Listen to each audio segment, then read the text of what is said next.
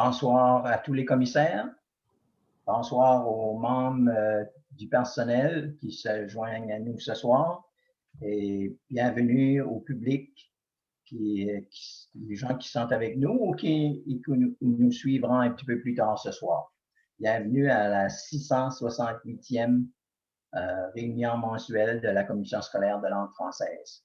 Je vais rapidement vous lire l'ordre du jour pour que vous puissiez nous suivre tout au long de la soirée. Donc, au point 1, on a l'accueil et la bienvenue. 2, l'adoption de l'ordre du jour et absence motivée. 3, adoption du procès-verbal de la réunion du 11 mai 2021. 4, suivi du procès-verbal de la réunion du 11 mai 2021. 5, rapport de la direction générale. Ça dit 10 minutes. 6, mise à jour. 6.1, mise à jour du comité conjoint. 6.2, mise à jour pour le développement du plan stratégique. 6.3, mise à jour comité de rénovation école François Buette. 7, affaires nouvelles, présentation du rapport avec les recommandations du secondaire renouvelé avec M. Patrick Bourbeau.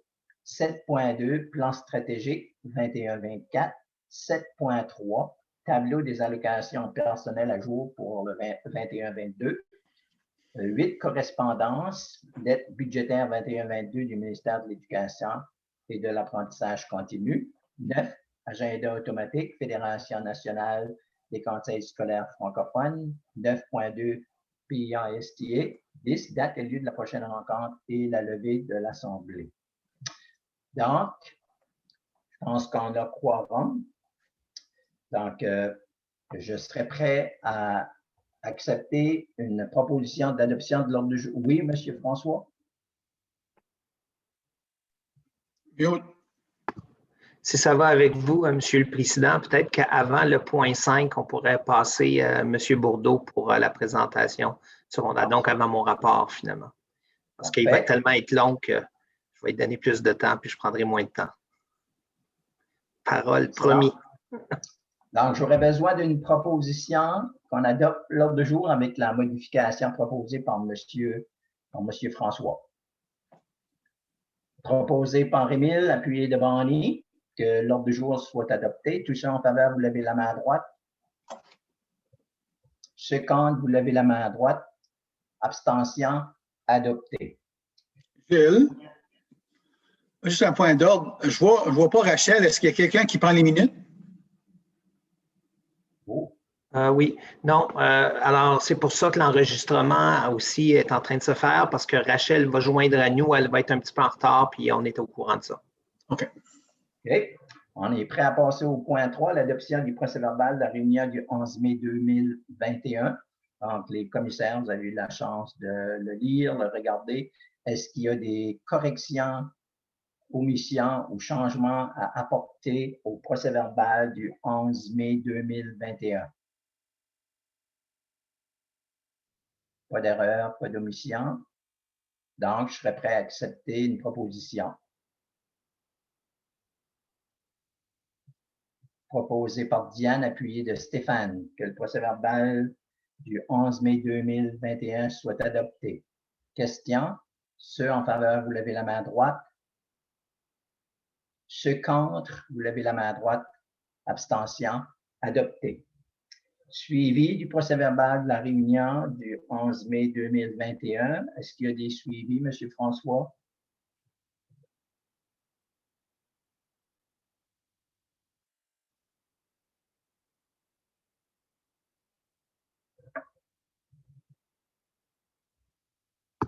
Excusez, je me promène d'un écran à l'autre, désolé. Non, il n'y avait pas de suivi. Parfait, merci. Donc, M. Patrick, on serait prêt à écouter votre présentation. Donc, on a déjà présenté une autre réunion, M. Patrick, donc on va pas passer aux présentations, on va te demander d'immédiatement aller à ta présentation. Excellent. Merci beaucoup, M. le Président. Merci beaucoup au commissaire. Je sais que vous avez une soirée assez chargée ce soir, alors je vais essayer d'être expéditif. Vous m'entendez bien, M. le Président? Ça va bien? Oui, Oui, excellent. j'ai besoin quand même que Stéphane me donne la permission pour partager ta présentation, si tu veux, Patrick. Oui, oui, ça me fait. Stéphane, tu vas donner. OK, c'est Stéphane, le gestionnaire de la réunion. OK.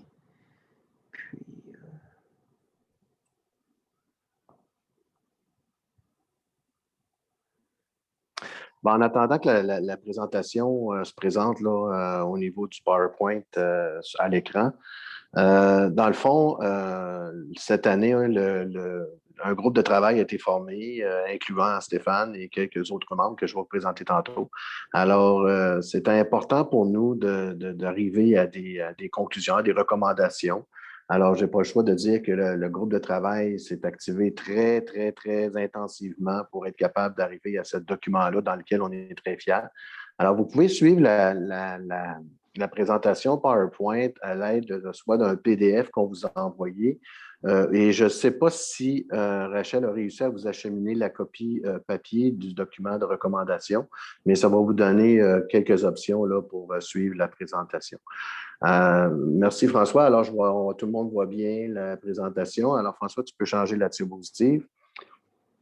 OK, alors rapidement pour la table des matières. Alors, je pense que c'est important qu'on ait une mise en contexte et l'historique justement du groupe de travail, sa mission, ses objectifs, le groupe de travail en tant que tel au niveau de ses membres. Je vais vous présenter aussi le calendrier de travail qui a eu lieu durant l'année scolaire 2021. On va se donner un petit portrait actuel du cheminement au secondaire. On va discuter un peu des concepts clés qui ont amené justement le dossier de recommandation. C'est beau, François? OK. Alors, donc, je pense que c'est important que tout le monde comprenne qu'en éducation, un système éducatif, c'est évolutif. Alors, donc, moi, je dis toujours aux enseignants, au personnel des écoles que notre élève d'aujourd'hui, ce n'est pas le même que demain. Alors, on a cette obligation-là professionnelle de s'adapter, d'évoluer en fonction des besoins de nos jeunes et de diversifier nos approches pédagogiques. Alors, je pense que à la base, on a construit cette mission-là au niveau du groupe de travail pour rencontrer la diversité de nos apprenants. Un autre point important aussi, bon, évidemment, compte tenu de la pandémie et des événements des dernières années, le groupe de travail en était à sa 3e tentative là, pour arriver à un document de recommandation. C'est beau, François. Donc, un bref historique. Alors, depuis 2007, ce qui fait déjà presque environ 14 ans, il y a eu beaucoup de travail, de consultation, des discussions au niveau de cette possibilité-là de renouveler le secondaire. Bon, évidemment, comme vous dites, à partir du moment où est-ce qu'on en discute, c'est une chose, mais mettre en place des groupes de travail et arriver à des résultats tangibles prend toujours beaucoup, beaucoup de cohésion et de travail de concertation. Alors, vraiment, c'est à partir de 2018 là, que s'est intensifié les discussions et les tables rondes pour arriver à un point où est-ce qu'il fallait arriver à un groupe de travail. Bon, le 2019, on a eu une première tentative, mais la période de COVID-19 a un petit peu ralenti le processus. Et 2020, dès notre entrée, François et moi, au mois de septembre en 2020, on a fait une reconstitution du groupe de travail. Et puis, ben, heureusement, les gens qui étaient au groupe de travail se sont engagés très fortement et intensivement pour qu'on arrive au dossier de recommandation que vous avez dans les mains présentement. Prochaine diapositive, François. Donc, sa mission, alors le secondaire renouvelé phase 3 visait les niveaux secondaires de 9e à la 12e année, si possible. Évidemment, ce sont partie des recommandations. C'est une initiative conjointe entre le ministère de l'Éducation et de l'apprentissage continu et la CSLF. Alors, donc, à travers cette mission-là, c'était de permettre aux élèves des écoles acadiennes et francophones de l'île du Prince-Édouard de maximiser leurs apprentissages et développer leurs compétences transdisciplinaires du 21e siècle. Alors, j'attire votre attention sur l'objectif. Alors, l'objectif du groupe de travail, c'était vraiment d'en arriver à consolider des orientations précises au niveau de recommandations. Alors, ces recommandations-là vont servir d'assises, justement, pour les prochains groupes de travail, le groupe de travail de mise en œuvre, pour justement s'assurer à ce qu'on ait un genre de fil conducteur pour qu'il y ait une continuité là, dans les efforts. Modifier un cheminement, peu importe les niveaux scolaires, surtout maintenant le secondaire, demande beaucoup d'efforts et beaucoup de travail de concertation de la part des partenaires. Et à partir du moment où est-ce qu'on s'entend tous, ben maintenant, cette mise en œuvre-là doit faire partie prenante d'assises de travail justement pour garder ce fil conducteur-là. C'est beau, François? Donc, rapidement, le groupe de travail, vous l'avez sous les yeux. Alors, il y avait moi comme directeur des programmes. Il y avait évidemment Éric Morancy au niveau de l'innovation et le développement. Il y avait le directeur de l'école de Pierre Chiasson qui était Ghislain Bernard. Directrice adjointe de l'école secondaire, Mme Morancy. Il y avait M. Pitre qui représentait Jaflit.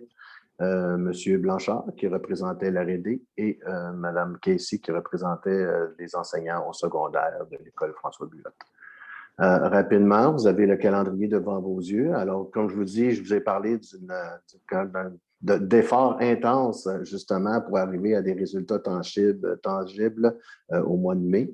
Alors, vous avez le calendrier devant les yeux avec les objectifs, les agendas, justement, au moment où le groupe de travail s'est rencontré et où, justement, à partir d'un genre de format hybride entre le présentiel et virtuel, le groupe de travail devait s'affairer à construire des documents et faire des recherches pour s'assurer à ce qu'on ait un genre de, comme je vous dis, à la rencontre de notre objectif de travail. Tu peux changer, François. Donc, actuellement, le portrait d'un cheminement au secondaire, évidemment, le ministère de l'Éducation, c'est lui qui donne la structure au niveau du régime pédagogique. Alors, donc, les minutes d'enseignement, l'offre de cours, l'organisation scolaire est beaucoup basée autour de ce régime pédagogique-là qui, évidemment, donne les programmes. Évidemment, on a eu des discussions autour d'un horaire typique d'un élève de 10e à la 12e année et le groupe de travail s'est entendu qu'au fil du temps, cet horaire-là typique va devoir s'adapter à la diversité de nos apprenants. On a parlé aussi des crédits menant au diplôme d'études secondaires, alors que le système de crédit serait sûrement à revoir pour maximiser la qualité justement de ce système de crédit-là. Et aussi, on a eu de grosses conversations autour du cours de spécialisation. Les enjeux tournaient beaucoup autour de l'expertise des enseignants au niveau des cours de spécialisation, le matériel spécialisé et le curriculum qui devient l'outil principal de travail lorsqu'on parle de cours de spécialisation. Tu peux changer, François. Donc, d'entrée de jeu, avec le groupe de travail, c'était extrêmement important pour nous d'identifier des concepts clés sur lesquels construire parce que sans fil conducteur, sans orientation précise, c'était difficile pour nous d'orienter les recherches et de construire autour de ce qu'on cherche pour nos élèves dans le futur, pour les 10, 15, 20 prochaines années. Alors, d'entrée de jeu, il était important pour nous de s'entendre sur ces concepts-là. Alors, on a parlé de la diversité des apprenants. On a parlé aussi de développer chez les apprenants des compétences transdisciplinaires pour mieux le préparer à son intégration à la vie postsecondaire au sein de sa communauté francophone et acadienne. On a parlé aussi que c'était très important de voir à restructurer une journée scolaire. Et cette journée scolaire-là devait être adaptée aux besoins de tous les apprenants. On a parlé aussi beaucoup d'innovation. On parle beaucoup de technologie aujourd'hui. Hein? On s'attend à ce que nos jeunes soient capables de bien maîtriser tout cet environnement-là technologique pour bien s'intégrer à la vie postsecondaire. Et on a parlé aussi de transdisciplinarité. Ça veut dire que on parle souvent, lorsqu'on parle de transdisciplinarité, c'est de sortir un peu du silo d'un cours et d'être capable d'avoir des élèves qui évoluent à travers des matières, mais à travers toutes les matières. Alors, c'est pas parce qu'on est en sciences qu'on n'évalue pas le français. C'est pas parce qu'on est en éducation physique qu'on n'est pas capable de faire des mathématiques. Alors, quand on parle de transdisciplinarité, les matières sont un peu le chapeau de tout le système éducatif et ces matières-là sont souvent entrecroisées. Et à travers nos discussions, on s'était entendu qu'il devait y avoir, là, je vais jouer une petite coquille, j'ai marqué 5 questions, mais ce n'est pas 5 questions, c'est 4. Il devait y avoir une entente sur laquelle on devait asseoir nos recherches. Est-ce qu'il y a des questions? C'est OK. Alors, donc, qu'est-ce qu'on cherche comme profil de sortie pour nos élèves? Quelles valeurs identitaires et culturelles à inculquer chez nos élèves? Comment l'élève se projette-t-il dans l'avenir? Et sur quelles assises construira-t-il sa vie postsecondaire? Alors, ces 5 questions-là, ces 4 questions-là nous servaient justement de point d'ancrage pour faire nos recherches et faire le travail nécessaire pour être capable d'asseoir nos recommandations. Là, je vais aller un petit peu plus lentement. J'ai encore environ une dizaine de minutes. Je vais vous parler des recommandations. Là, évidemment, la recommandation 1, cette recommandation-là, le groupe de travail d'entrée de jeu s'est entendu pour dire que un des enjeux dans nos débats, dans nos conversations, c'est que on n'avait pas entre nos mains les fins en éducation à la CSLF. Ça veut dire que à quoi va ressembler notre élève à la sortie au secondaire, ça veut dire vers la transition post-secondaire, et à qu'est-ce qu'on veut pour nos jeunes ici, francophones, acadiens et francophones, et à quoi qu'on veut qu'ils ressemblent, et quelles sont ces habiletés qu'on recherche au moment où il va arriver à sa graduation.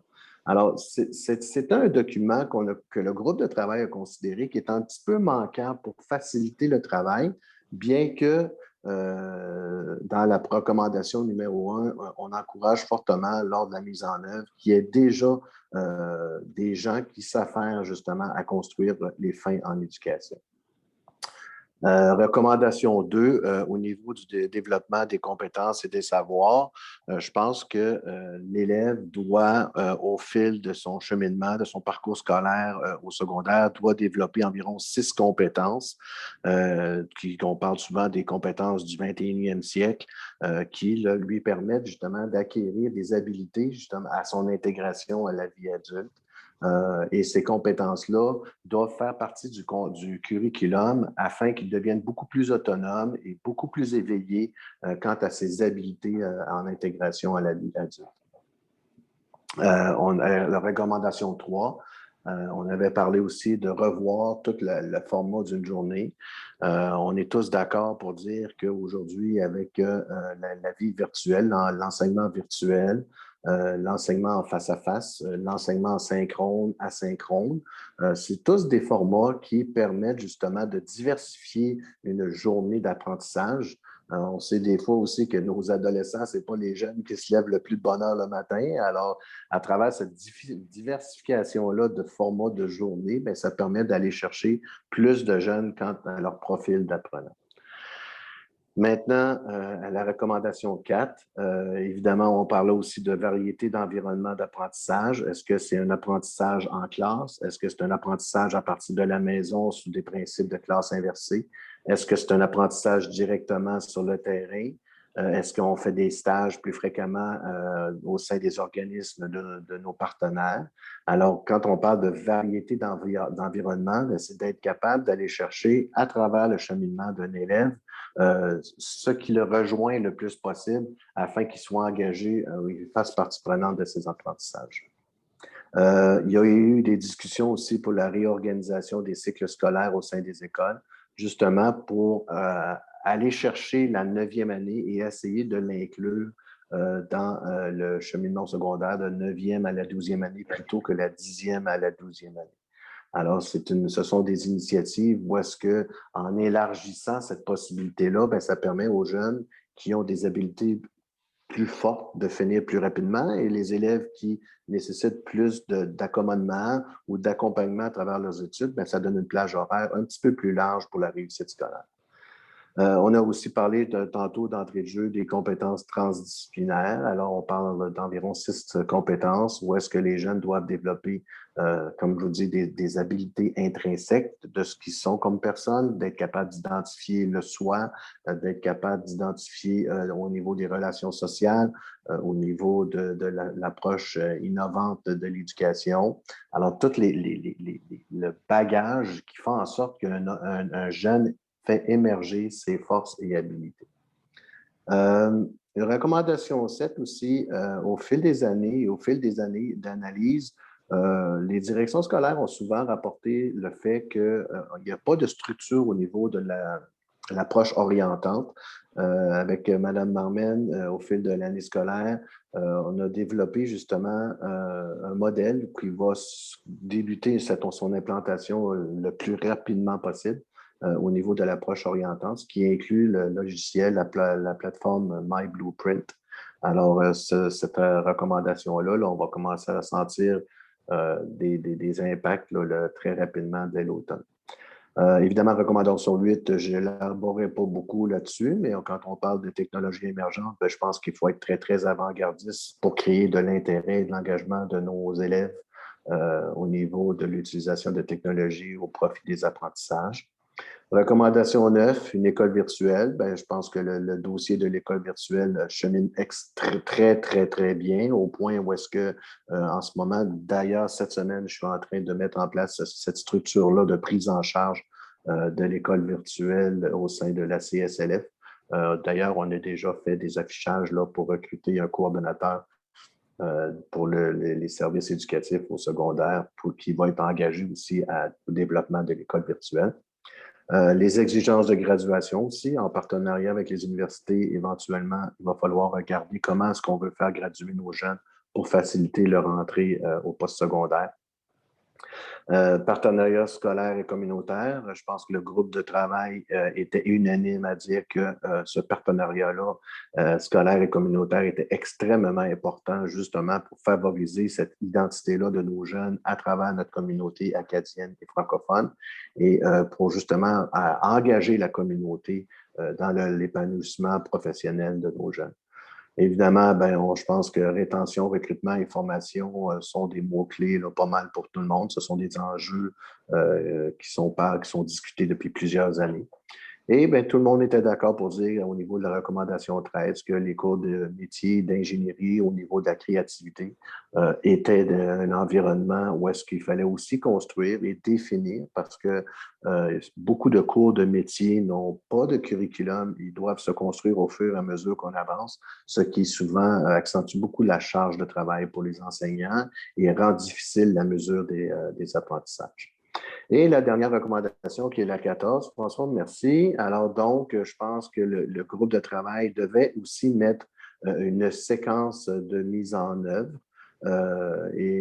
Cette séquence-là, elle a été calculée environ sur 3 phases, l'année 2021-22, 22-23 et 23-24. Et donc, les recommandations de 1 à 13 ont été reprises et selon la priorité de ces recommandations-là, ont été rapportées dans les tableaux que vous avez sous les yeux et seront mises en œuvre à partir de l'année de la phase 1 selon justement la priorité et de la capacité aussi de l'organisation à mettre en œuvre ces recommandations-là. Prochain tableau, François. Alors, donc, la phase 2, 22-23, alors, horaire de typique revue et des cours de métier, parce que ce sont des initiatives qui demandent beaucoup de temps et d'organisation et nécessitent énormément de ressources pour être capable, justement, de revoir toutes certaines approches au niveau de l'offre de cours, quand on veut construire aussi un certain cadre de travail au niveau de l'approche orientante, des mécanismes de travail, ça prend toujours énormément de temps. Et la phase 3, évidemment, on veut commencer à continuer à développer les compétences transdisciplinaires qui, avec le temps, on va espérer ces 6 compétences-là vont avoir une capacité de mesure pour voir l'acquisition de nos jeunes lorsqu'ils vont graduer à la 12e année, à savoir si ces compétences-là, ils les maîtrisent bien et jusqu'à quel degré et jusqu'où ils sont capables d'exploiter et de s'épanouir à travers ces compétences-là transdisciplinaires. Donc, en conclusion, je pense que dès septembre, le groupe de travail pour un secondaire renouvelé va s'attaquer au recrutement et au plein encadrement de la ressource engagée et la mise en œuvre des recommandations. Ces recommandations, comme je vous dis, c'est le fil conducteur de cette mise en œuvre-là et on espère beaucoup qu'à partir de l'automne, que le groupe de travail aura pu mettre en place justement des initiatives pour qu'on commence à sentir que le secondaire est en train de se renouveler. Alors, merci beaucoup de votre écoute. J'étais un peu expéditif, mais j'espère que ça nous donne un petit peu de temps pour des questions, hein, M. François. Ou Monsieur le Président, oui. Oui, merci de cette belle présentation. On va passer à une période de questions. Donc, est-ce que vous avez des questions ou vous avez besoin d'éclaircissements sur ce qui a été présenté? Diane? Avez-vous encore l'intention de garder les cours à 5 cours pour le secondaire ou est-ce que vous allez aller à 4 cours pour la journée? Est-ce que vous avez parlé de ça dans votre conseil? Oui, un des défis qui se présentent en ce moment, on parle souvent de la standardisation des pratiques. On essaye d'uniformiser les pratiques à travers la commission scolaire. Et sur la planche à dessin, il y a eu cette discussion-là de, je ne dis pas, il n'y a pas de position encore, mais sur la planche à dessin, il va y avoir cette discussion-là quand on va revoir l'horaire typique et d'essayer de voir qu'est-ce qui serait bien. Est-ce que l'horaire à 5 cours est bien ou est-ce qu'on doit retomber ou revenir à un horaire de 4 cours, dépendamment du format ou de l'organisation qu'on veut faire. Mais c'est sur la planche à dessin, ça fait partie des discussions. Merci. Autre question? Émile, puis je vais revenir à Diane. Vas-y, Émile.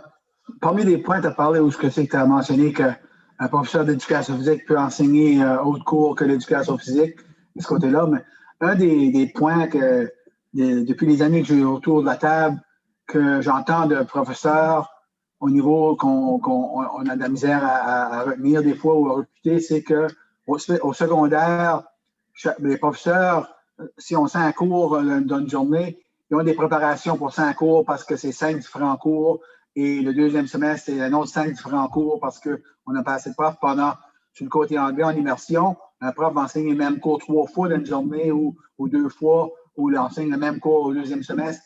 Donc, nos profs sont toujours en temps de planification et développement de les cours parce qu'on n'a pas assez de ressources.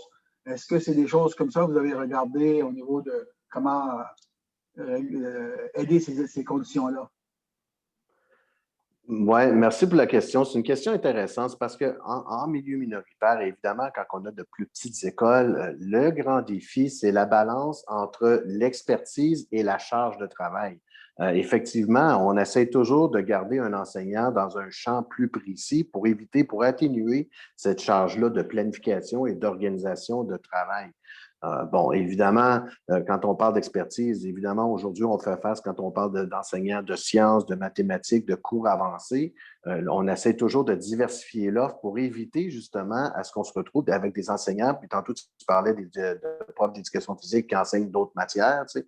Fait qu'on a toujours ce grand défi-là d'essayer de balancer entre notre enseignant, son expertise et son champ précis d'enseignement et justement d'éviter de surcharger cet enseignant-là en étant avec des grenouilles de cours un tout partout, puis d'être capable justement de s'assurer à ce que sa charge de travail et sa planification puissent rencontrer ses besoins. Bon, maintenant, on parle d'horaire typique, on parle de revoir un petit peu la structure et de diversifier les approches. Alors, ça va effectivement pouvoir répondre à ces enjeux-là. J'ose espérer que le groupe de mise en œuvre va être capable de trouver des solutions là, à cette situation-là. Merci. D'autres questions? Oui, Diane. Oui, excuse-moi, je t'avais oublié. Vas-y, Diane. Moi, c'était juste à propos de, parce que nous, quand on a 5 cours, les cours sont 60 minutes, tandis qu'à une école anglaise, ils sont 75 minutes parce qu'il en a juste 4.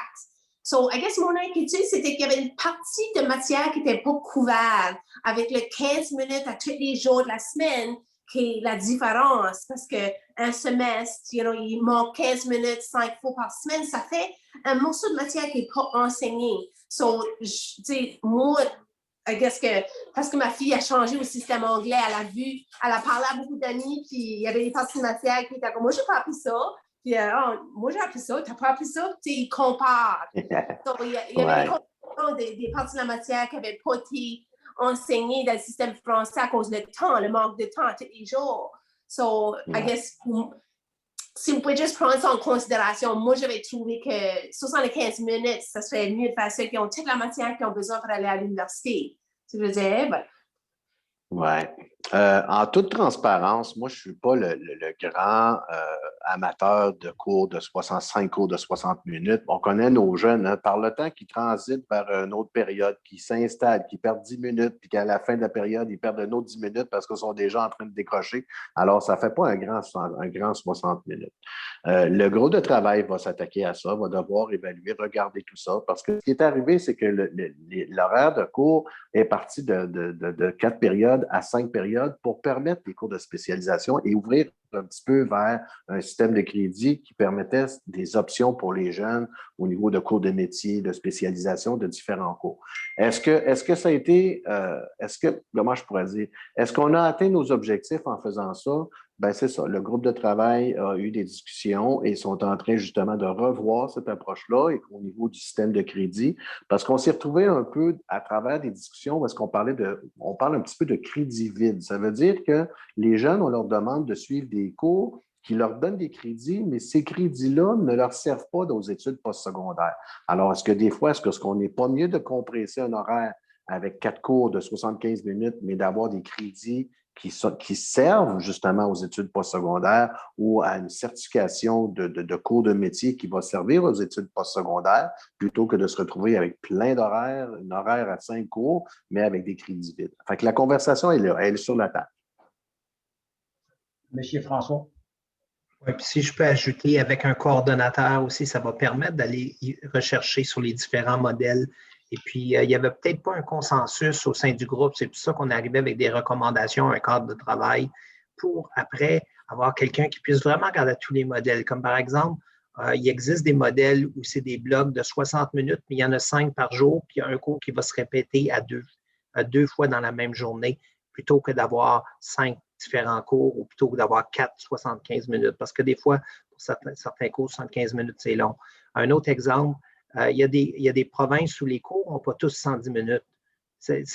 Honnêtement, je vais être franc, il y a des cours où on remplit le 110 heures dans un semestre parce qu'on a 110 heures par cours.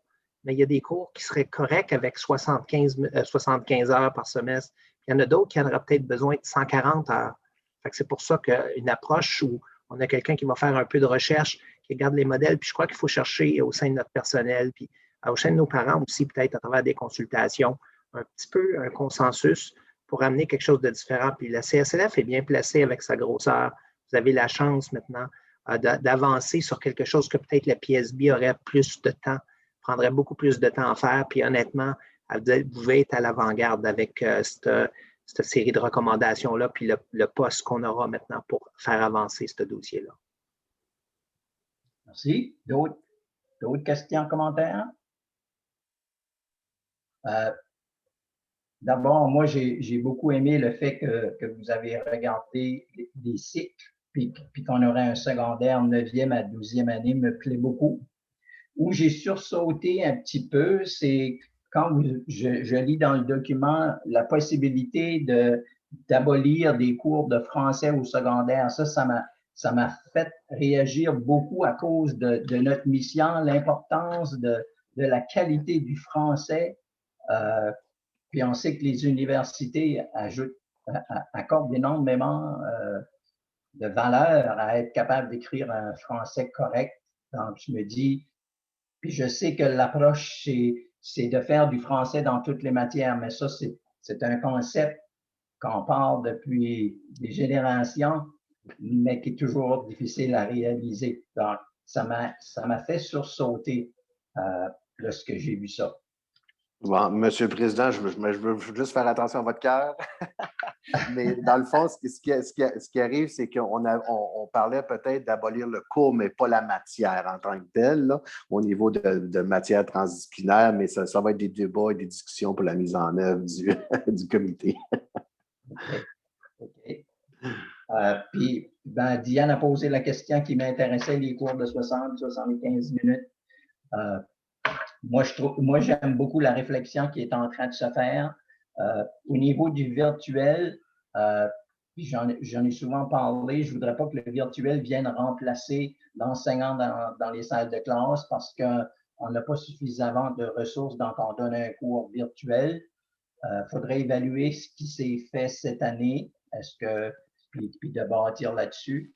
Donc, c'est juste une mise en garde, mais j'aime beaucoup la réflexion qui a été faite. Excellent, excellent.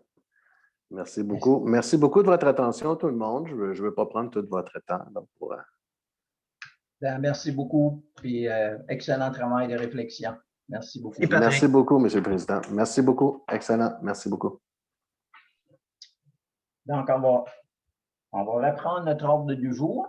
Donc, on est maintenant au point 5, rapport de la direction générale. Monsieur François. Oui. Puis, je vais tout de suite aller à mon rapport.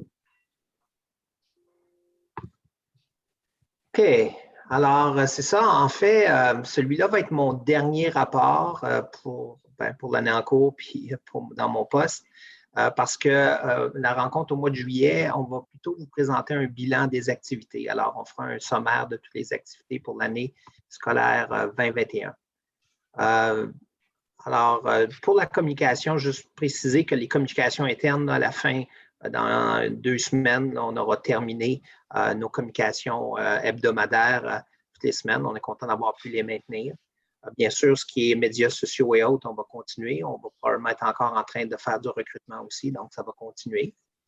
Au niveau de la planification stratégique, je suis content de dire qu'on a présentement une graphiste. Alors, ça a pris, il a fallu, la personne avec qui on travaille normalement n'était pas disponible, ce qui était une déception pour nous, mais après avoir parlé à 3 différentes personnes, on a fini par trouver quelqu'un, puis elle travaille présentement sur le visuel et puis sur le livret qui va devenir notre plan stratégique. Alors, on va créer un livret et puis on va, avec une affiche qui va s'insérer à l'intérieur, puis qu'on pourra imprimer et puis distribuer dans l'ensemble de nos écoles, à nos familles et puis à nos partenaires.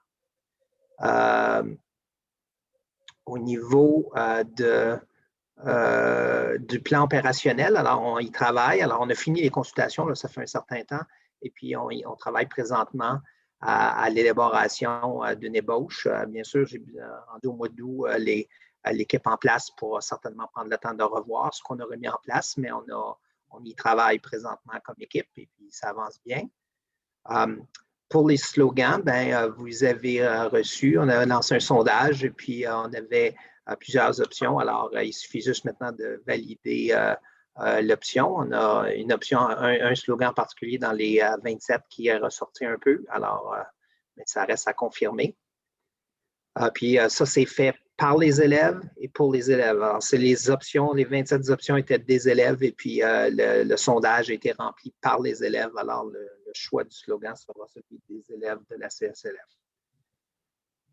Ensuite, oui, il y a eu une demande d'accès à une plainte formelle puis qui a été répondue de la part du commissaire à l'information et à la vie privée. Et puis, on n'a pas eu de réception encore, mais je crois que tout est en place. Ensuite, au niveau des programmes, là, ce qui ressort, parce que j'essaie de respecter mon temps, hein, Monsieur le Président.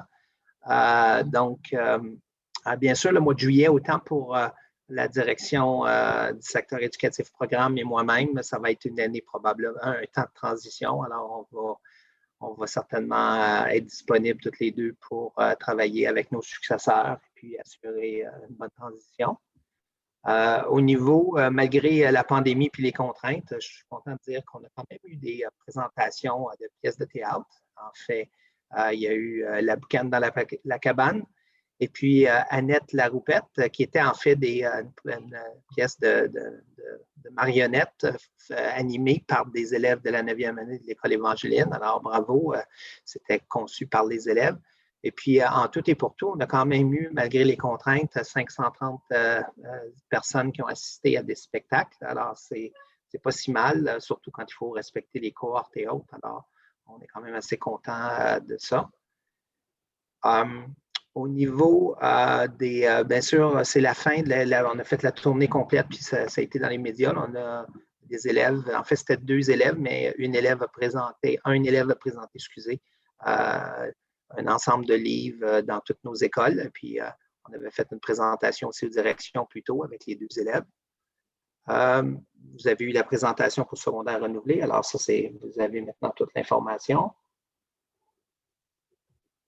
Au niveau Au niveau de l'information et technologie, ça bouge beaucoup. Il y a beaucoup de changements. Comme vous savez, on a un site web, puis en fait, on attend juste la confirmation du slogan, puis on sera prêt à lancer juste avant l'été le nouveau site web de la CSLF. Les écoles, eux, ont déjà leur site web, leur nouveau site web. Et puis, on a les secteurs des services élèves qui travaillent au contenu de leur site web, puis qui va éventuellement s'intégrer au nouveau format des sites web, alors quelque temps l'année prochaine. Au niveau des sites web, là, pour finir ce point-là, on aura aussi, disons, probablement plus au mois d'août-septembre, aussi, on travaille sur un intranet, on va l'appeler Ma CSLF, un espace pour les employés qui auront accès à de l'information à l'intérieur, de l'information sécurisée, bien sûr, seulement accès aux employés. Les commissaires aussi, vous avez un nouveau portail. Alors, tout ça, ça a tenu notre personnel assez occupé. Puis aussi, bien sûr, notre nouveau système d'information pour les élèves, PowerSchool, puis il y a de la formation présentement qui est en cours. Alors, ça, je tiendrai compte, vous avez dans le document les détails sur la formation, mais les choses avancent bien, puis on devrait être prêt pour la rentrée en septembre. Ensuite, au niveau d'autres informations peut-être à mentionner, au niveau autant, je dirais, tant programme que service aux élèves, parce que dans ce cas-là, c'était un partenariat. Lors de la rencontre des directions, il y a eu une présentation du village des sources. On a revu un peu l'approche et puis les étapes préliminaires, puis les suivis aussi des camps organisés à travers le village des sources. Alors, les directions ont eu toute l'information et la chance de poser des questions, puis on espère qu'avec le contrôle, avec la vaccination, on va pouvoir reprendre ces activités. Vous avez parlé d'école virtuelle. Alors, ça, c'est le choix. Vous avez dans le document de mon rapport les cours qui ont été identifiés par les élèves et puis par les écoles comme étant les plus importantes, puis qui sont offerts par l'entremise de l'école virtuelle l'année prochaine. Alors, on a tout ça. Puis enfin, on a au niveau du programme, le dernier point, ce serait, on a une entente avec la SELF pour recevoir l'année prochaine 3 stagiaires du Québec. Alors, on est très content avec ça. Alors, on a 3 stagiaires du Québec, 3 stagiaires dans le domaine de l'enseignement qui viennent faire des stages ici à l'île du Prince-Édouard. Au niveau des services aux élèves, comme vous savez, il y a toutes sortes de choses qui restent confidentielles, mais rapidement, il y a quand même des grands éléments qui se sont faits, comme par exemple, on a fait, bien sûr, pour arriver à déterminer les services qu'on a en place. On a fait une analyse complète des besoins. Ça, c'est complété. Et puis, il faut dire que c'est toujours un exercice qui est périlleux. Alors, on a toujours à composer avec les ressources qu'on a. On pourrait toujours prendre plus de ressources dans le domaine des services aux élèves. Au niveau de l'amélioration, alors je crois qu'il y a un travail qui se fait avec l'équipe des enseignants ressources pour faire un plan puis qui va s'intégrer au plan opérationnel. Alors, il y a une consultation puis ils ont été impliqués aussi pour en venir à développer notre plan opérationnel. Puis à ce temps-ci de l'année, ce qui tient toute l'équipe très occupée, c'est bien sûr toute la question des transitions, en particulier des enfants qui nous arrivent de la prématernelle à la maternelle. Alors, il y a beaucoup de travail qui est fait à ce niveau-là. Ensuite, spécifiquement au niveau de l'orthophonie, il y a eu un sondage, puis il y a eu une discussion aussi avec les directions du service de téléthérapie. Alors, c'était vraiment un exercice toute l'année qu'on a mis en place pour voir comment on pourrait mieux rencontrer les besoins de nos élèves. Il y aura certainement des changements à faire ici et là pour améliorer le service, puis c'est un exercice qui va se poursuivre l'année prochaine. Donc, dès la rencontre du mois d'août, on espère qu'il y aura d'autres discussions pour mettre en place le service pour septembre. Ensuite, pour les services de psychologie, puis les droits croisés, avec l'annonce d'aujourd'hui en particulier, je crois qu'on va être en mesure de pouvoir reprendre très bientôt des services. Puis pendant l'été, on va pouvoir faciliter des rencontres avec des psychologues du Nouveau-Brunswick pour notre clientèle ici à l'île. Comme vous savez, pendant la période, pendant cette année, c'était très difficile parce que c'était impossible d'aller chercher des services à l'extérieur. Alors, ça va nous permettre cette fois-là de continuer de reprendre l'offre de service qui est grandement attendue, je suis bien au courant. Au niveau, je vais passer ça ici pour respecter mon temps. Il y a bien sûr un travail qui se fait. Là, on est content de dire qu'on a eu du financement de la province pour mettre en place un plan de formation de soutien au comportement avec Dr. Steve Bissonnette de TELUC. Alors, c'est un monsieur, en fait, c'est un monsieur qui est comme à la pré-retraite, puis qui a beaucoup d'expérience et d'expertise dans ce domaine. Puis on va pouvoir appuyer les enseignants puis les écoles qui le veulent. Il devrait y avoir une formation au mois d'octobre avec ce dernier. Puis peut-être en venir à revoir peut-être nos codes de conduite en particulier. Et puis nos pratiques aussi dans ce domaine-là. Et puis, bien sûr, vous en avez entendu parler, là, il y a une consultation qui se déroule présentement au niveau des lignes directrices de diversité de genre et de diversité sexuelle. Alors, on a participé à l'exercice et puis on encourage les gens de remplir la consultation puis d'amener certainement leurs commentaires par rapport aux lignes directrices. Mais je veux préciser que c'est déjà beaucoup de ces éléments-là, c'est déjà nos pratiques. C'était seulement de les mettre dans un document commun entre nous et la PSB, puis d'être sûr qu'on a au niveau provincial une structure commune dans ce domaine-là. Au niveau des ressources humaines, ça bouge énormément. Comme vous savez, on a eu plusieurs nouveaux postes et puis on est à produire des descriptions de tâches, des formulaires de classification dans certains cas, et puis des annonces, et puis des questionnaires d'entrevue, des entrevues. Tout ça se roule. Ça fait que je ne vais pas passer à travers toute la liste, mais vous devriez, c'est certain que c'est la directrice des ressources humaines est extrêmement occupée, pas juste le jour, des fois les soirs, et puis même la fin de semaine. Et puis, mais il y a toute l'équipe aussi qui est venue en aide à notre directrice. Et puis, en fait, j'aimerais les remercier pour leur appui. Je crois que sans ça, on n'y arriverait pas. Et puis, mais on va y arriver. Et puis, on a des belles candidatures. Puis, bien sûr, il y a d'autres qu'on aimerait avoir. Certainement, on n'a peut-être pas eu des candidatures la première fois, mais on va continuer à annoncer ces postes-là puis pour enrichir certainement nos services au niveau de l'appui et puis au niveau des écoles aussi. Alors, c'est ça. Au niveau des postes, comme je dis, je ne vais pas toutes les passer parce qu'ils sont nombreux. Mais vous pouvez les voir dans mon rapport. Si vous avez des questions, vous pouvez me poser des questions. Ensuite, bien sûr, une chose à mentionner, on a finalisé, bientôt, ce sera public, on a une vidéo promotionnelle, nouveau vidéo promotionnel de la CSLF, puis nouveau dépliant aussi, qui va permettre de nous aider au niveau du recrutement pour le futur. Alors, ça, c'est des bonnes nouvelles. Et puis, aussi au niveau des annonces, on travaille avec Job PI parce que présentement, on n'annonce pas les postes de la CSLF.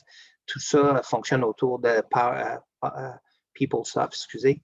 Et puis, PeopleSoft est seulement en anglais.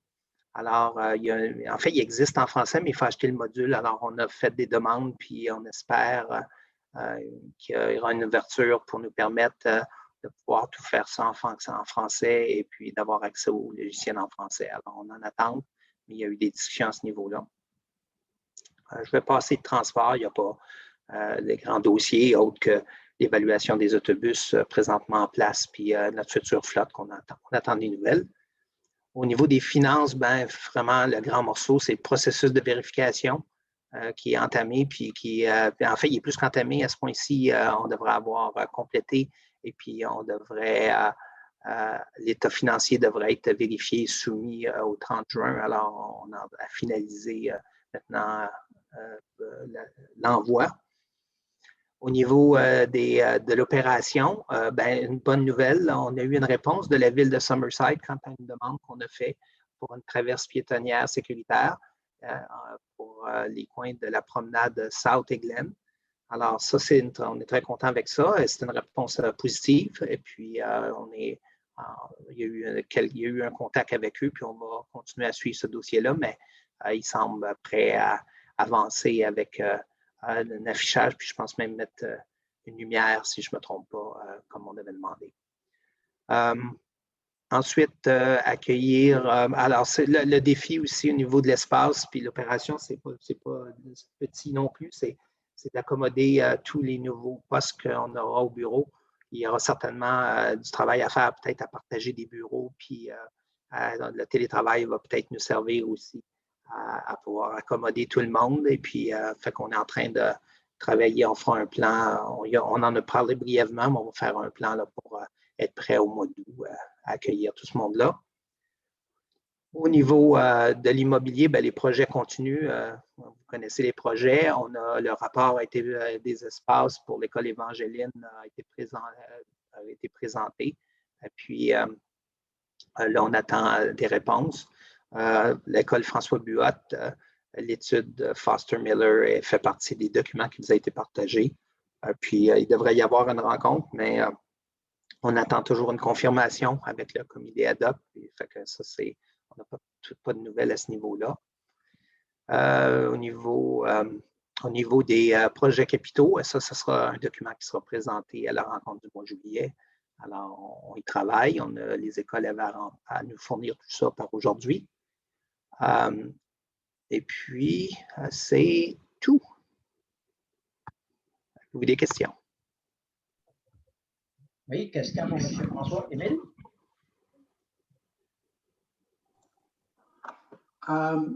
Suite au reportage qu'on a vu et les incidences qui sont passées à l'école East Wiltshire, avec la journée de Pride de LGBTQ+, est-ce qu'on a vu des incidences de ce genre-là ou quand les jeunes de François Buot ont été parlé des écoles, comment ça s'est passé? Non, nous, ça a été, la tournée s'est bien déroulée. Il n'y a pas eu d'incident avant ou après la présentation. Et puis, nous, je veux dire, si il y aurait eu, ça arrive, des fois pas dans ce domaine-là, mais dans d'autres où il y a eu des incidents un petit peu plus sérieux, où on était au courant, mais pas depuis, ni même avant, pour être honnête. On n'a pas eu d'incidents de cette nature-là pendant l'année scolaire. On m'a posé la question, puis je ne suis pas au courant qu'il y a eu d'incidents de cette nature-là pendant l'année scolaire. Merci. Autre question? Monsieur François, au niveau du slogan, je sais qu'il y en a un qui est à 57%, je crois. Est-ce que vous avez besoin d'une proposition pour qu'on adopte ce slogan-là maintenant ou que… Oui, ou si vous voulez, c'est comme vous voulez. C'est pas des pourcentages quand même, c'est le nombre de votes qu'il a reçu, qui est de loin supérieur. Okay. Et j'ai le document, là, je pourrais le vérifier, mais si vous voulez l'adopter, moi, ça me va. Ou si vous voulez l'adopter en même temps qu'on adopte le plan stratégique au point, il y a un point à l'ordre du jour, c'est comme vous voulez, on peut l'intégrer à ce point-là si vous voulez. Parfait, c'est correct, oui. On le fera à ce moment-là. Est-ce qu'il y a d'autres questions pour M. François? Donc, merci François pour ce rapport complet. On va passer à 6.1, mise à jour du comité conjoint. Je vais débuter, puis Greg et Stéphane, qui font partie du comité, pourront élaborer. Comme vous le savez, le travail du comité a été très positif par le nombre de postes qu'on a obtenus et surtout que le plan de rattrapage qu'on avait rédigé sur 3 ans va aller de l'avant avec l'an 2 et l'an 3. Je pense qu'on est là. Et là, il y a une des recommandations, puis il faudra prendre une décision, puis on n'est pas obligé de la prendre ce soir, mais le ministère est prêt à accepter qu'on forme un comité permanent. Puis ça a des avantages. Ça ne veut pas non plus dire qu'on terminerait le mandat du comité conjoint tout de suite, mais on aura une réponse à donner au ministère. Est-ce qu'on veut former un comité permanent pour discuter des besoins de la commission scolaire pour les années à venir? Ça vous va? Donc, juste pour Greg puis Stéphane, y a-t-il quelque chose que vous voulez ajouter, comité conjoint ou Greg? Non? Stéphane? Greg? Juste, est-ce que vous m'entendez? Oui, vas-y, Greg. Non, juste pour dire que moi, je pense que ce serait stratégique d'assister au comité permanent. Ça serait beaucoup plus stratégique de notre part, à mon avis. Voilà. D'autres?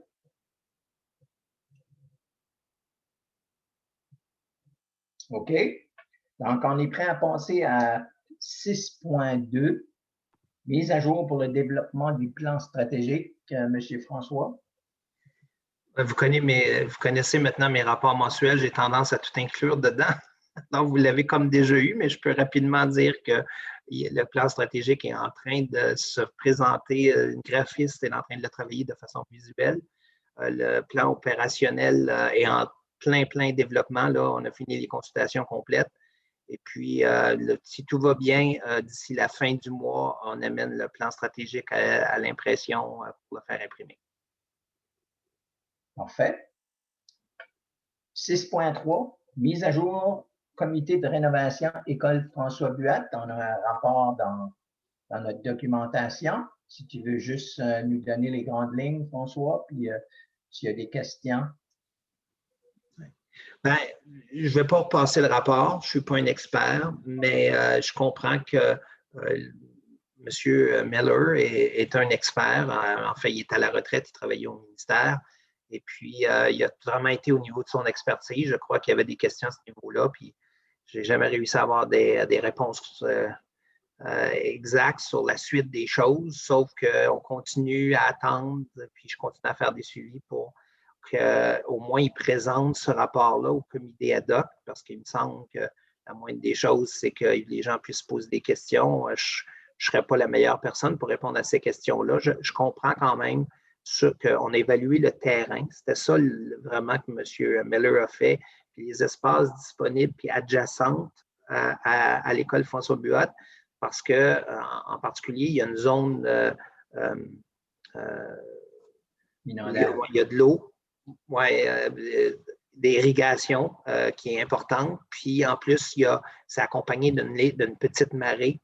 Et puis ça a compliqué certainement l'étude du terrain parce qu'il faut tenir compte de ça. Puis il y a un exercice qui doit se faire sur une période, je vais de mémoire, mais je suis pas mal certain que c'était 50 ans. Alors, il faut voir avec l'évolution des marées, ces choses-là, qu'il faut absolument voir si d'ici 50 ans, il n'y aura pas un impact avant de penser construire des choses. Puis il fait certaines recommandations au niveau de l'usage des espaces qui seraient disponibles ou qu'on pourrait aller chercher. Alors, c'est ça qui a été présenté comme document. Greg Guimel. Moi, j'ai un peu déçu du rapport parce qu'il n'y a pas parlé à personne de notre groupe qui s'avait rencontré pendant un an et demi. Nous, on avait discuté longtemps au niveau que le terrain de balle n'était plus nécessaire parce que la commission scolaire ne l'utilise pas, mais il ne fait pas mention du tout. Il va trouver un autre morceau de terre, donc il n'y a rien à garder au niveau du terrain de balle qui n'est pas utilisé par l'école du tout, par la commission scolaire. Ça, c'est un sujet que s'il aurait venu nous parler, il aurait su pour être capable de le garder au terrain. C'est ça qu'on a payé 100 000 $ pour. On a gaspillé pas mal d'argent, tant qu'à moi. Greg? Il y a des éléments qui sont intéressants, mais il y a beaucoup de choses qui manquent dans le rapport pour nous. Comme dit Émile, le terrain de balle, pour moi, il devrait aller à la place du nouveau terrain de soccer qu'il propose et mettre le terrain de soccer plus près ou je comprends le phénomène d'irrigation, puis le réchauffement climatique, la montée des eaux, mais il nous propose juste un ajout d'un morceau de bâtiment à étage, à gauche, parce qu'il estime que de près la terre, le niveau, etc., c'est là le mieux. OK, mais il ne prend pas en considération le plan global. C'est que si on ajoute la portion qui nous a mis dans le rapport, on fait quoi avec ça dans la vision globale du scolaire communautaire? Est-ce que ça s'intègre vraiment à notre plan? Il faudrait qu'on se parle et puis qu'on définisse clairement qu'est-ce qu'on voudrait qu'il nous amène, parce que là, ça nous amène un élément de réponse, mais il y a beaucoup d'éléments de réponse derrière qu'on n'a pas de réponse et qu'on a besoin de discuter. Alors, si lui ne peut pas le faire, il faut qu'on trouve quelqu'un d'autre, mais je pense qu'il a les capacités à faire ce qu'on aurait besoin. Et puis, ouais, il faut qu'on se parle et puis qu'on définisse clairement qu'est-ce qu'on a besoin, parce qu'on veut un plan global pour les 10 prochaines années, mais qui soit défini par phase, ce qui nous permettrait de ne pas faire des travaux complets en une fois et avoir une construction cohérente, évidemment. Parce que là, ce qu'il nous propose, ça ne nous suffit pas. Il manque beaucoup d'éléments. Spécialement, tu sais que tu vas avoir des grandes gens qui ont besoin au primaire, secondaire, élémentaire, mais tu ne peux pas tout mettre ça dans un bloc à un bout de la bâtisse. Et donc, c'est des choses qu'on aurait pu dire, on aurait eu des discussions. Et comme Greg dit, ça prend un plan qui va être développé à long terme au niveau des besoins. On a identifié les besoins, mais c'est plus loin que juste évaluer si la terre est bonne pour faire quoi. Il a besoin de bien plus de travail que ça. Moi, je m'attendais à bien plus que ça de lui. Mais pas de lui. Je sais ce qu'il est capable de faire. Oui, il pourrait nous dessiner des dessins et s'il vient nous parler, qu'est-ce que c'est qu'on veut, mais ça ne semblait pas être ça son mandat. Oui, puis, M. le Président, je peux. Oui, vas-y. Oui. Oui, non, puis je comprends, puis je dois être honnête, j'ai l'impression que malgré les multiples courriels, puis les discussions qu'on a eues il y a quand même un bout de temps, j'ai l'impression qu'il y a comme un dialogue de sourds. On a un petit peu de la difficulté à se comprendre. Je veux juste clarifier aussi, Émile, que comme j'ai déjà dit plus tôt, on ne l'a pas payé, nous, ça c'est une chose, ça, on n'a pas mis un sou là, c'était le ministère. Il y avait un engagement d'embaucher quelqu'un. Je douterais, j'espère, qu'ils n'ont pas payé la personne 100 000 $ pour ce projet-là, mais ça, ce n'est pas à moi à juger, j'imagine, puisque ce n'est pas moi c'est pas la CSLF qui paye, mais je ne sais pas si, je veux dire, c'est à vous de décider, mais s'il n'y a pas maintenant à ce point-ci un contact entre élus, peut-être, pour si je peux me permettre, pour faire avancer et dire, regarde, on va où avec ça? J'ai toujours pas de réponse pour une rencontre, puis je comprends pas. En fait, même si c'était juste le rapport, même si à la fin, lui, il voyait son mandat ou il avait été dit que c'était ça son mandat, j'ai jamais vu préparer un rapport puis pas le présenter. Alors, pour moi, déjà là, même si c'était juste ça, puis on ne s'entend pas, là, à la limite, le minimum, c'est qu'il aurait dû être présenté au comité. Ça, c'est le grand minimum. Greg? Oui, moi je suis d'accord avec François. Je pense qu'on doit aller maintenant à l'étape suivante, c'est d'aller à Madame la sous-ministre. Et d'autant plus que le Premier ministre qu'on a rencontré lui-même a posé la question de l'école François-Buot, parce qu'il sait bien que l'école est presque à saturation. Et d'autant plus qu'un enfant ou plusieurs enfants de la ministre actuelle est à l'école. Donc, ça serait dommage de manquer de notre carte. Et sinon, on peut commencer à acheter une péniche, parce qu'à long terme, il y a quelque chose qui commence à m'inquiéter un peu. C'est quoi le plan provincial pour les édifices qui sont en zone inondable? Parce que quand on regarde bien le rapport, la projection qui est faite de façon scientifique, mais avec toujours une marge d'erreur de 10, 15 ou 20%, on ne sait pas, peut-être ça ira plus vite que ce qu'on imagine ou plus lentement, mais en tout cas, le bâtiment, il va être proche du niveau d'eau, là. Alors, est-ce que vraiment, comme c'est quoi au niveau long terme de la province? Est-ce qu'on construit une école plus loin ou est-ce qu'on ajoute de la terre derrière pour limiter la montée des eaux? Ou est-ce que ça va être un problème comme mon petit-fils, il va peut-être être sur une péniche, là. C'est comme, qu'est-ce qui va se passer, là? C'est comme, où il va falloir aller avec une combinaison de plongée au théâtre. Oui. François, est-ce que le comité de François Buot a eu la chance de regarder le rapport? Pas du tout. Non. Puis je veux dire, Grégory, tu mentionnes le ministre, la sous-ministre, mais peut-être que c'est entre élus, donc à la ministre elle-même, peut-être qu'il faut poser, peut-être qu'elle lance l'invitation pour qu'elle vienne rencontrer le comité ad hoc, comme tu dis, étant, je veux dire, elle-même maman, je veux dire, je pense qu'on devrait tous se comporter comme parents, qu'on est élus d'ailleurs, mais elle l'est vraiment. Alors, je pense qu'il y a une inquiétude tout à fait légitime, puis je pense qu'il y aurait besoin d'avoir une discussion. Émile? La ministre, quand elle avait été appointée ministre, n'était pas encore ministre de l'Éducation, on avait rencontré moi et deux membres du comité, il y avait Diane et il y avait Tammy, on lui avait donné une visite de tout l'édifice et on y avait parlé de notre projet de développer un plan de 10 ans avec des phases et tout ça. Il était très ouvert, très intéressé dans ça. Et c'est ça, faut qu'il embarque. En partie, je pense qu'il était au niveau des communications, le 100 000 qu'on voulait, nous autres, c'était pas juste pour faire des plans, c'était pour développer le projet, développer un projet écrit de qu'est-ce qu'on voulait, là. Et il y a peut-être eu des communications entre nos employés et le ministère qui n'ont peut-être pas été bien transférées au niveau de savoir exactement qu'est-ce qu'on voulait, là. Donc, François, l'argent est toujours là si on décidait d'embaucher un privé, on pourrait le faire. Étant donné qu'on ne gère pas l'enveloppe d'argent, je ne peux pas dire oui ou non. Je veux dire, ben, je crois que est-ce qu'ils ont répondu à la demande? Je veux dire, je ne peux pas parler pour les commissaires, mais je n'ai pas le sentiment qu'ils ont répondu à la demande et ce qu'on souhaitait.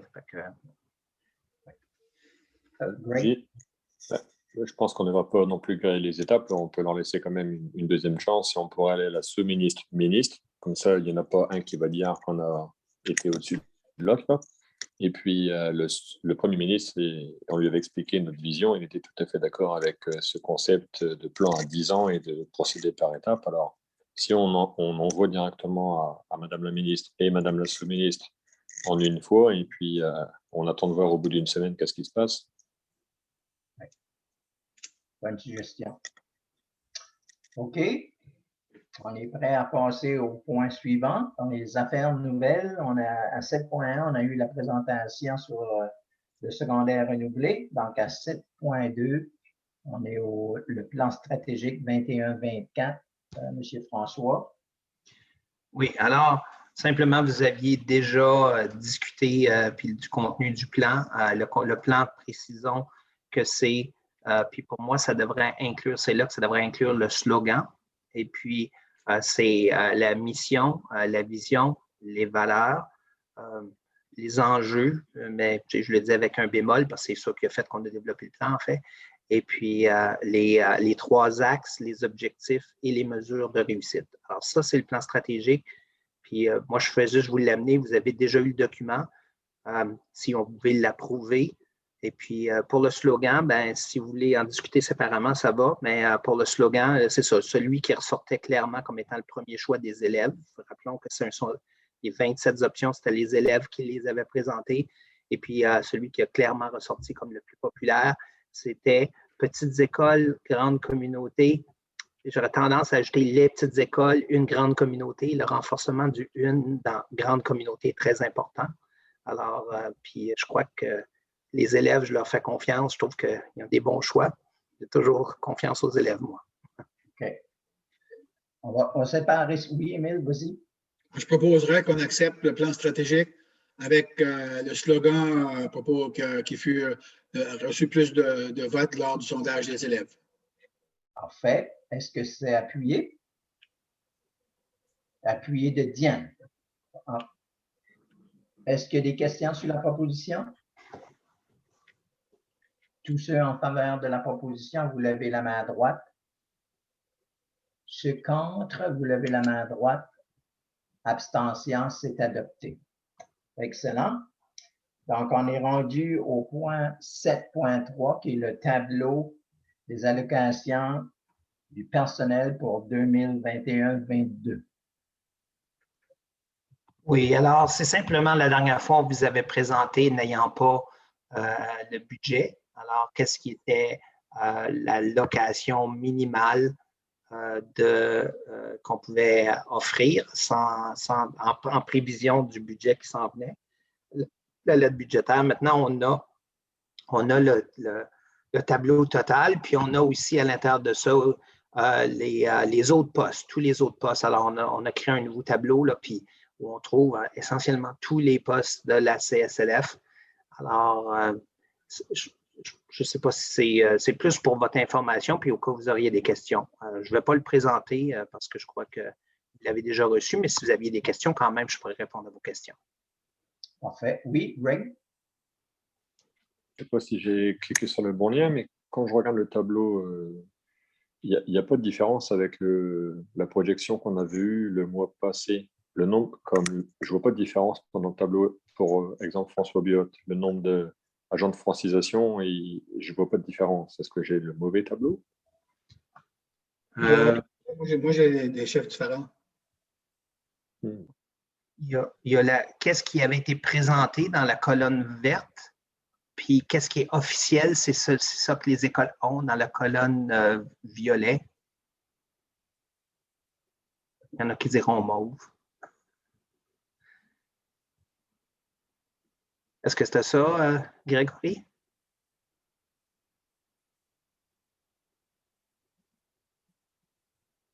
Attends, je joue avec mon écran pour aller sur le document. Oui, il y a des tableaux fixes puis des tableaux mobiles. Alors, par exemple, pour François Buot, la francisation, ce qui a été présenté, c'était un ETP.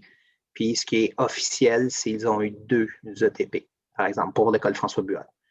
Au total, on avait 3,5 lorsqu'on vous l'a présenté, puis on a officiellement 5,5 ETP en francisation. Pour confirmer, François, présenter, ça veut dire demander? C'est ça qu'on a demandé, puis c'est ça qu'on a eu, c'est ça? Non? C'est ce que Nathalie vous a présenté à la dernière rencontre.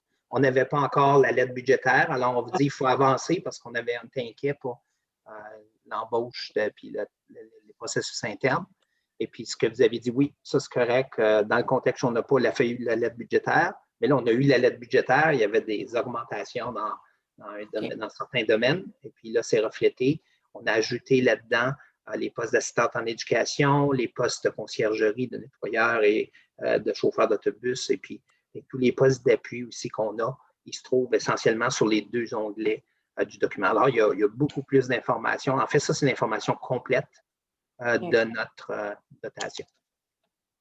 Et si je veux voir très rapidement qu'est-ce que c'est qu'on a demandé versus ce qu'on a eu, où est-ce que la meilleure place que je pourrais voir ces écoles-là? Ça serait complexe parce que ce qu'on a demandé au début, je veux dire, c'est dans l'exercice qu'on a eu avec le comité mixte. Puis là, il y avait un autre document qui a été créé dans lequel on faisait un plan de 3 ans. Puis ça faisait partie de ce qu'on avait demandé. Puis là, on a créé un rapport sommaire de ce qu'on avait reçu et ce qu'on n'avait pas reçu, que vous avez eu à huis clos. Et puis maintenant, on les intègre, ce qu'on a eu dans celui-là. Là, dans ce qu'on a présenté, c'était ce que nous, d'habitude, avec la formule des années passées, on savait qu'on allait avoir. Puis, on a eu des postes supplémentaires en enseignement. Juste pour prendre le poste d'enseignement, on a eu plus. Ce qui nous a permis d'avoir, par exemple, enfin, un technopédagogue puis l'appui en numératie. Fait que ça, c'est ajouté dans le tableau. Des fois, ce n'est pas des grands changements, mais puis la même chose pour tous les postes. Là. Les chauffeurs d'autobus sont là. Et puis là-dedans, on a aussi le financement COVID. Il n'est pas grand là, pour l'année prochaine, c'est très minime, mais ça se trouve aussi dans le tableau. Je ne sais pas si je réponds à ta question, Bonnie. J'essaye. C'est pas simple à expliquer. Oui, c'est compliqué. J'essaie juste de bien comprendre qu'est-ce qu'on a eu comparé à ce qu'on a demandé. Pour le rattrapage, je parle de rattrapage, vraiment. Bien, ça, je pourrais le simplifier. On a eu 24,9 postes. Si on n'avait pas inclus le rattrapage, on aurait eu 5. Fait que c'est 19,6 postes qu'on a eu en plus. Et puis, là, j'inclus tout. Chauffeur d'autobus. Il y a eu des choses qui viennent avec la croissance, comme une adjointe administrative supplémentaire à François Buot. Franchement, c'était dû. C'était pas négocié. C'était dans nos négociations, mais c'était comme dû à cause des nombres. Un nettoyeur à École-sur-Mer, 1,15, c'est le pied carré. C'est un exercice mathématique. Alors, ça, c'est pas. On les a eus parce qu'on en avait besoin à cause de notre taille. Il y a d'autres postes qui ont été négociés. Est-ce que le 19 est ce qu'on a demandé? Oui, ça fait partie. Oui, OK. Exact. Parfait. Oui. Parfait, merci. Oui, Greg? Non, j'ai vu, en fait, c'est l'annexe. Il y avait annexe A, annexe B dans le document. Donc, c'est l'annexe B avec la colonne violette ou mauve. Là. Donc, non, c'est clair. J'ai une question au niveau des documents. Est-ce que là, le public ne voit pas les documents? Est-ce qu'on va mettre les documents accès au public demain ou j'ai quelqu'un du public qui me demande, mais effectivement, les documents, ils ne sont pas accessibles. Alors, le public a du mal à suivre la conversation sans avoir les documents. Les documents qu'on peut présenter ici, on pourrait les mettre sur le site de la commission scolaire, puis les gens pourraient aller le consulter là. Les feuilles d'allocation par école, c'est beaucoup d'informations à présenter. Si on veut présenter un document sommaire, si on veut présenter, par exemple, le document qui faisait l'analyse des détails, puis aussi, on n'oublie pas, on a la lettre budgétaire qui, elle, devient publique automatiquement. Alors, elle va déterminer clairement en argent le budget et puis l'augmentation du budget qui va, je suis estimé facilement à 1,2, 1,3 million de plus. Puis je le dis, je pense que c'est public. Fait que pour moi, c'est mieux parce que les feuilles par école, les gens vont essayer de se comparer, puis on n'a pas toute l'information des fois. Alors, on va dire, pourquoi ils ont plus? Il y a toutes sortes de facteurs. Il y a les nombres, il y a les besoins, il y a un paquet de choses. On a plein, on peut expliquer chacune des choses s'il y a des questions, mais on n'a pas l'habitude de mettre tous les petits détails par école. Mais si vous le voulez, moi, ça me va. Il n'y a rien à cacher. Tout est transparent. Il n'y a pas de nom confidentiel dessus non plus. Là. Ouais. OK. S'il n'y a pas d'autres questions sur le tableau, on est prêt à passer au point 8, qui est la correspondance. Puis, je pense que on n'adoptera pas le budget aujourd'hui, mais on a la lettre budgétaire 21-22 que vous avez dans votre correspondance. Puis, François, je ne sais pas si tu as des choses à ajouter sur la lettre budgétaire, mais ça contient exactement les ressources qu'on aura pour 21-22, que ce soit pour la salle de classe, l'entretien, le transport, etc. Tout se retrouve dans la lettre budgétaire.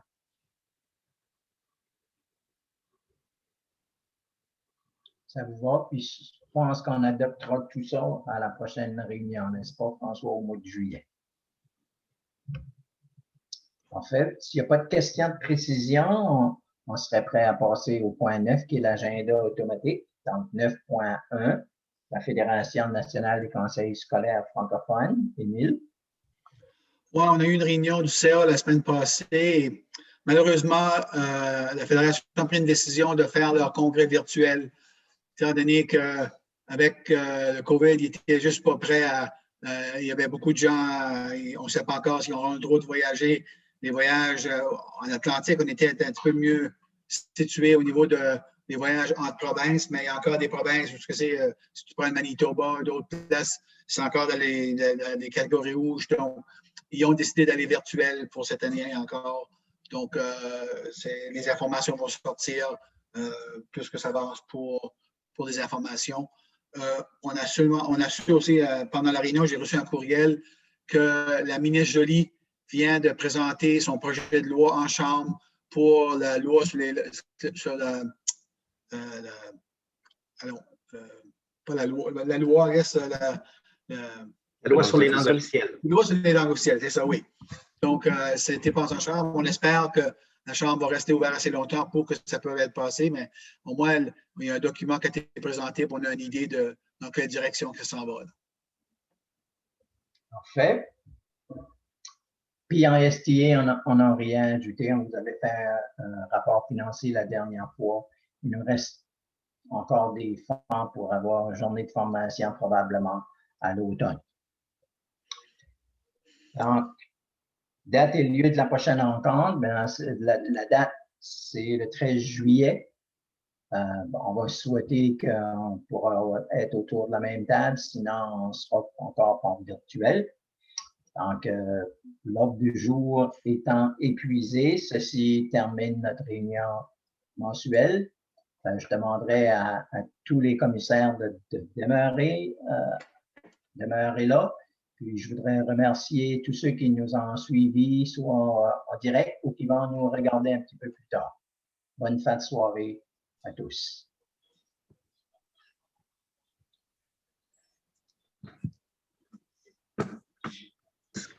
Monsieur le Président, est-ce qu'on va aller à l'autre lien de Zoom?